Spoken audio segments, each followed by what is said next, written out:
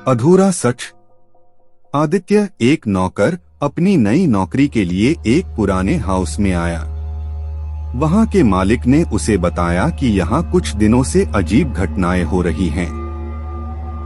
लोग कहते हैं कि वहाँ भूतों की आत्मा है।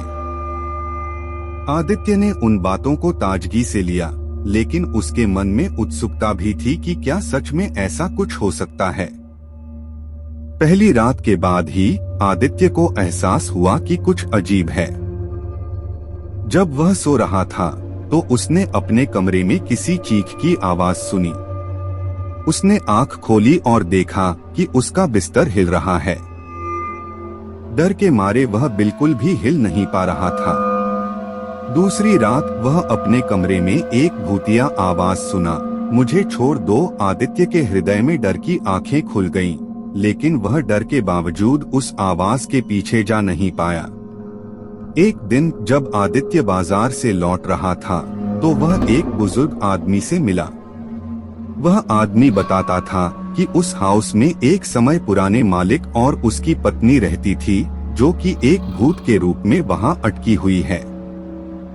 आदित्य को अब यह समझ में आया कि वहां बसना खतरनाक हो सकता है।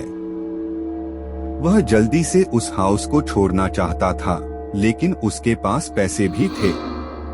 वह सोचने लगा कि वह अब क्या करे। एक रात जब आदित्य और उसके दोस्त अधीर रात के बाद अपनी कथाएं सुना रहे थे, तो उन्होंने उस आदमी से मिलकर पूछा कि क्या वह उन्हें बता सकते हैं कि कौन सा भूत है। बुजुर्ग आदमी ने कहा, यह भूत एक दिन के बाद सुबह को जागता है और 5 मिनट में बंद हो जाता है। अगर तुम उस समय पास में होते हो तो तुम्हें बुलाता है। अधीर ने आदित्य को यह बताया और दोनों ने मिलकर एक योजना बनाई। अगली रात जब वह आवाज सुनी तो वह उसके पास गया। आवाज बोली, मुझे छोड़ दो। आदित्य ने उत्तर दिया, तुम कौन हो? भूत ने कहा, मैं वह स्वर्णा हूँ जिसे एक दिन पहले यहाँ लाई गई थी।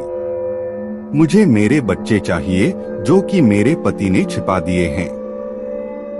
आदित्य और अधीर ने भूत की मदद की और उसके पति को पकड़ लिया।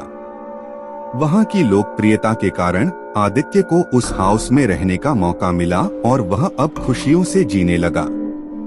इस कथा से हमें यह सीखने को मिलता है कि कभी कभी हमें अपने डरों का सामना करना पड़ता है, और जब हम उन्हें मोड़ कर देते हैं तो हम असली तरह से जीने की शुरुआत कर सकते हैं।